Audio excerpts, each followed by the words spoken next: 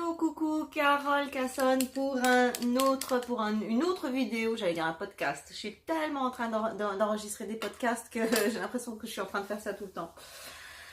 Ok, alors, après la petite présentation, j'ai vraiment envie de partager ce malheureux secteur de la beauté, ce qu'il est devenu avec vous. C'est-à-dire qu'en fait, je suis vraiment affligée de voir toutes les conneries qu'on peut raconter aux clientes, aux consommatrices, aux femmes, de voir tous les mensonges, toutes les trucheries, toutes les fumisteries qu'on leur raconte à travers la publicité, à travers des allégations qui sont complètement fausses. Aujourd'hui, on vous fait vraiment, en 2018, on fait encore croire aux femmes que les crèmes et les cosmétiques vont les rajeunir. Comment est-ce que c'est possible de faire encore croire ça aux femmes en 2018 ?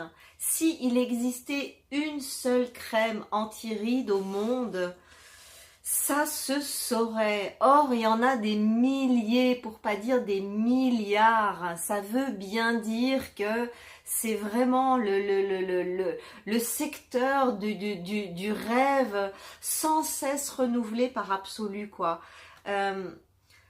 Si la beauté c'était ça, si maintenir sa jeunesse c'était grâce aux cosmétiques, toutes les femmes de cette planète, toutes nos aînés seraient absolument magnifiques. Or, vous voyez bien qu'elles vieillissent de toute façon.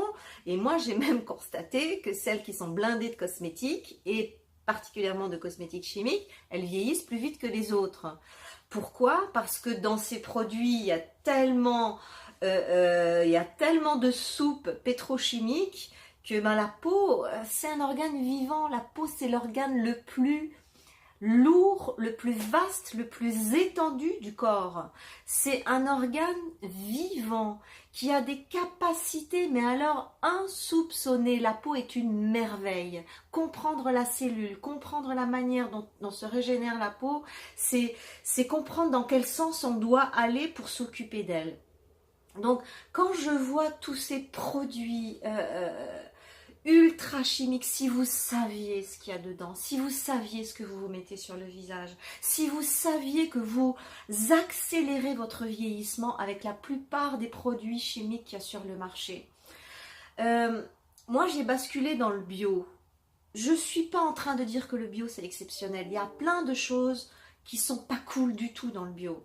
Et on fera une vidéo là-dessus. Mais en attendant, ça reste quand même le secteur le plus intéressant et le plus sécure pour notre peau et surtout pour notre santé. Il faut savoir que tout ce que vous mettez sur votre peau rentre dans votre organisme via votre système sanguin et va ensuite aller absolument partout. Où passe votre crème? Est-ce que vous vous êtes déjà demandé ça? Quand vous avez un gros pot comme ça de crème et que vous tartinez ça sur le visage et sur le corps, est-ce que vous vous demandez mais où ça va? Ça va dans tous vos organes, ça va dans tous vos tissus, ça se véhicule par le sang. Ok, je suis déjà loin de ce que je voulais vous raconter. J'ai une caractéristique, j'ai tellement de choses à dire que je me perds. Ok, alors je reviens. C'est pas les cosmétiques qui vont faire votre beauté. Je vous présente l'outil le plus exceptionnel au monde. Voilà, avec vos petites mimines, vous avez au bout des bras l'outil le plus performant pour maintenir un visage galbé toute la vie. Une peau rebondie toute la vie. Des rides, ouais, qui peuvent être là, mais qui sont harmonieuses. On ne peut pas non plus vieillir, et puis arriver à 70 ans avec pas un seul trait, pas un seul sillon. C'est pas possible et ça serait même pas joli. Vous avez déjà vu des nanas super liftées qui sont comme ça à 70 ans? Qu'est-ce qu'on se dit quand on pose nos yeux sur elles? On se dit, oh, la pauvre. Moi, franchement, c'est ce que je me dis. J'ai pas envie d'être sans rides. J'ai pas envie de faire 20 ans si j'en fais 50.